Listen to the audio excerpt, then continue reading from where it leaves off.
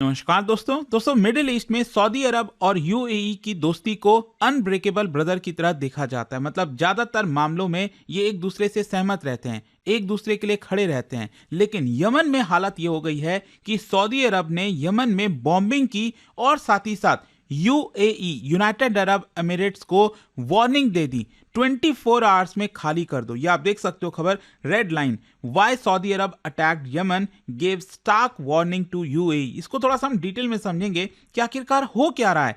Yemen में Saudi अरब और UAE के बीच में क्यों टकरार हो रहा है, सऊदी अरब किसको सपोर्ट करता है, यूएई किसको सपोर्ट करता है।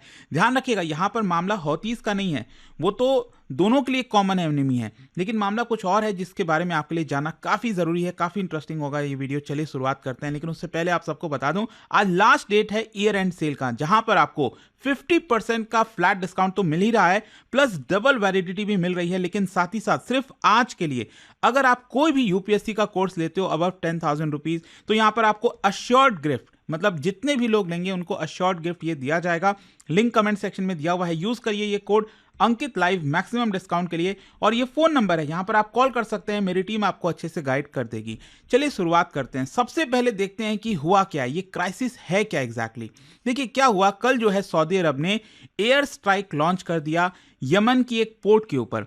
इसका नाम है मुकल्ला पोर्ट। मैं आपको दिखाता हूं थोड़ा सा, अगर आप देखोगे ये रहा आपका सऊदी अरब, काफी बड़ा एरिया है। यहां पर है यूएई और ये रहा आपका यमन। अब यमन में आप जानते हैं कि काफी लंबे समय से फाइटिंग चल रही है, बहुत सारे सेपरेटिस्ट यहां पर ग्रुप्स हैं, स्पेशली हौतीज आप सुन ही रहे हो, लगातार ये इजराइल वगैरह के ऊपर अटैक करता रहता है, सऊदी अरब के ऊपर भी कई बार करता है, यूएई के ऊपर, मतलब ये आपका है ही। और हौतीस का अगर आप ज्यादातर एरिया आप देखोगे तो ये जो वेस्टर्न साइड है यमन का, वहां पर हम आपको देखने को मिलेगा। लेकिन सऊदी अरब ने ये जो अटैक किया है, ये बेसिकली जो एकदम सदर्न पार्ट है यमन का, यहां पर एक पोर्ट है, पोर्ट ऑफ मुकल्ला, वहां पर ये एयर स्ट्राइक किया गया। क्यों किया गया?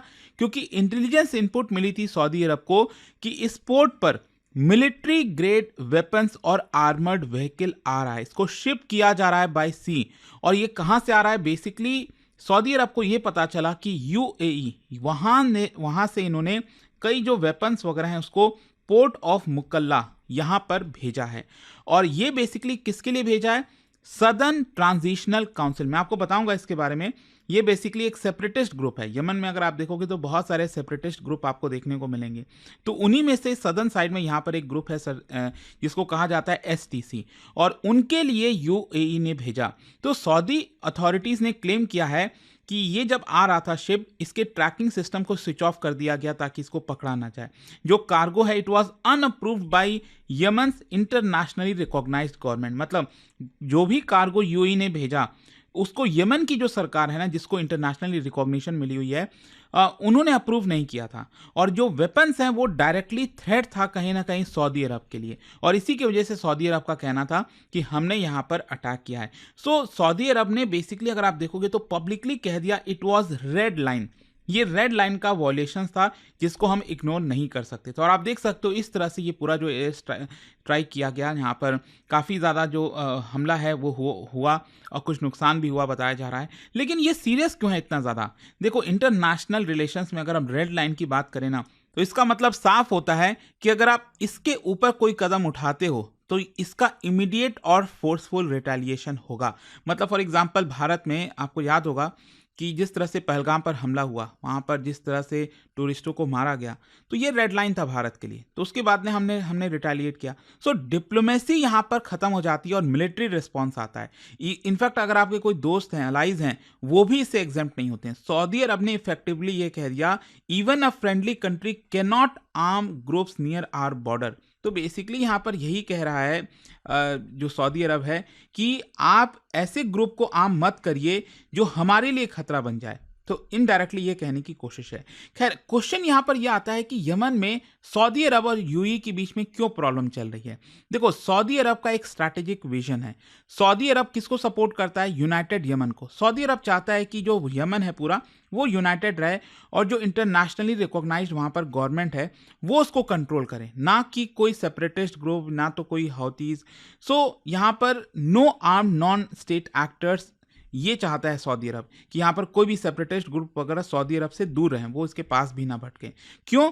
क्योंकि यमन का अगर आप देखोगे ना, काफ़ी बड़ा बॉर्डर है, लगभग 1300 किलोमीटर का बॉर्डर ये जो है सऊदी अरब के साथ शेयर होता है। और जो सदर्न वाला यमन बॉर्डर है, बेसिकली अगर आप देखो ये सदर्न वाला पार्ट, तो ये एक बड़ा ट्रेड रूट है।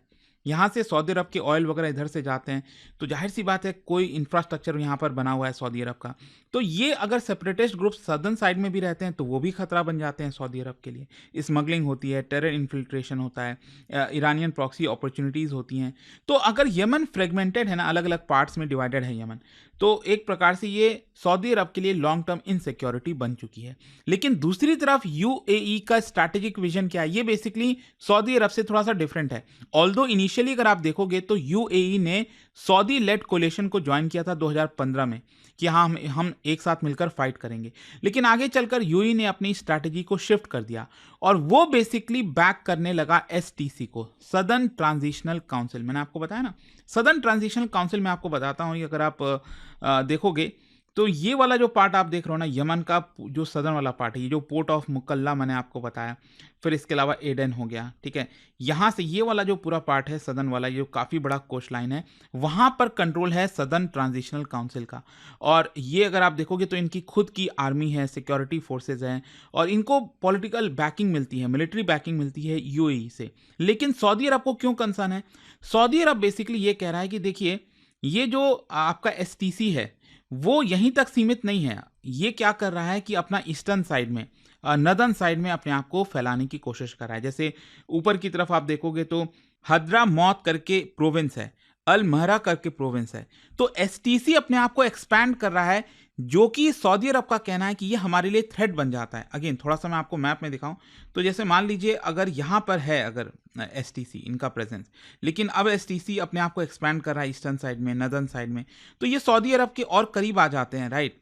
तो जाहिर सी बात है अगर कोई भी वेपन आ रहा है यूएई से, कोई भी वेपन पोर्ट ऑफ मुकल्ला तक आ रहा है, तो ये आसानी से फिर और ज़्यादा इनलैंड ले जाया जा सकता है, मतलब अंदर की तरफ चला जाएगा, सऊदी अरब के बॉर्डर के नज़दीक आ जाएगा। तो ये सऊदी अरब को बेसिकली पसंद नहीं है।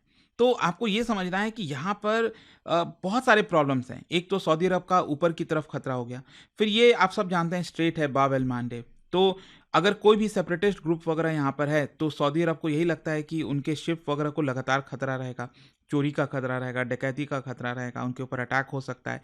तो ये सारे प्रॉब्लम्स की वजह से सऊदी अरब चाहता है कि एक सिंगल गवर्नमेंट रहे, यमनी यूनिटी गवर्नमेंट जो है वहाँ पर रहनी चाहिए।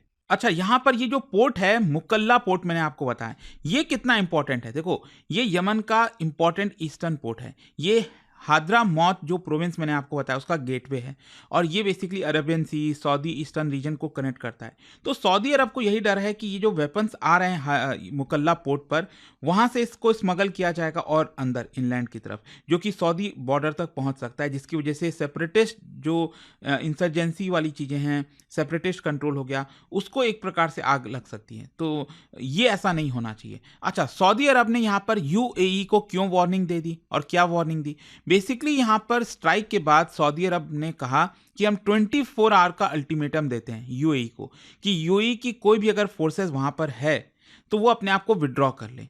और साथ ही साथ यमन की भी जो सरकार है उनको भी प्रेशर किया सऊदी अरब ने कि अगर आपका कोई भी डिफेंस कॉपरेशन है यूएई के साथ, उसको आप तुरंत कैंसिल कर दो। तो ये एक्स्ट्रा ऑर्डिनरी है, ये शायद ही कभी देखने को मिलता है, क्योंकि सऊदी अरब और यूएई का जो रिलेशन है, जैसा मैंने आपको बताया, ये अनब्रेकेबल की तरह देखा जाता है। दोनों देशों ने यहाँ पर ईरान के खिलाफ, मुस्लिम ब्रदरहुड के खिलाफ, इस्लामिक मिलिटेंट्स के खिलाफ काफ़ी ज़्यादा मिलकर फाइट किया है। लेकिन इसको लेकर यूएई का क्या कहना है? देखो, यूएई ने पहले तो डिनाई कर दिया कि हमने कोई भी वेपन्स एसटीसी को सप्लाई नहीं किया है, और साथ ही साथ ये भी कहा कि जो शिपमेंट्स हैं बेसिकली ये यूएई के फोर्सेस के लिए है and for counter terror operation, ये हम एसटीसी को नहीं दे रहे हैं। और ये भी अनाउंस कर दिया कि चलो, सऊदी अरब ने हमें यहाँ पर वार्निंग दी है विड्रॉ करने की, तो हम अपने ट्रूप्स को विड्रॉ कर दे रहे हैं। आप देख सकते हो, खबर आई है, UAE pulls troops from Yemen after rift with Saudi Arabia escalate. तो यहाँ पर एक चीज समझना है कि यूएई कह तो रहा है कि हम अपने ट्रूप्स को वहां से निकाल रहे हैं, लेकिन एक्सपर्ट्स का मानना है कि यूएई अभी भी इनडायरेक्ट इन्फ्लुएंस कर रहा है ट्रेनिंग में, फाइनेंसिंग में, मतलब एसटीसी को पॉलिटिकल बैकिंग देने में। ये इनडायरेक्ट वे में कहीं ना कहीं यूएई उसको सपोर्ट कर रहा है। तो खैर लास्ट में अब क्वेश्चन यही आता है कि इसका कॉन्सिक्वेंस क्या होगा। ये जो भी कुछ हुआ है यमन में जो चल रहा है यूएई वर्सेस सऊदी अरब, इसका कॉन्सिक्वेंस क्या है? देखो, एक तो जो पूरी वॉर है यमन में, ये और ज़्यादा कॉम्प्लेक्स हो गई है। पहले क्या था, गवर्नमेंट वर्सेस हौतीस, तो इन दोनों के बीच में फाइट चलती रहती थी। लेकिन अब क्या है, हौतीस है नॉर्थ में, एसटीसी है साउथ में, सेंट्रल गवर्नमेंट यमन की काफ़ी कमज़ोर है। सऊदी और यूएई की जो स्ट्रैटेजिक डाइवर्जेंस है वो भी अब आपको देखने को मिलेगी। इससे फ़ायदा किसको होगा? हौतीस को होगा, उनको ब्रीथिंग स्पेस मिल गया है। ईरान को बेनिफिट होगा इससे। पीस टॉक जो है वो और ज़्यादा मुश्किल हो गया है। और इसके अलावा रेड सी और जो ट्रेड है उसके ऊपर भी इम्पैक्ट आएगा। बाब एल मैंडेब मैंने आपको बताया, उसकी जो इंस्टेबिलिटी है उसकी वजह से global oil shipment, India Europe trade route, ये सब इम्पैक्ट होते हैं। तो अगर ये सऊदी और यूएई का फ्रिक्शन बढ़ता रहा, अगर लंबे समय तक चला, तो प्रॉब्लम बढ़ सकती है।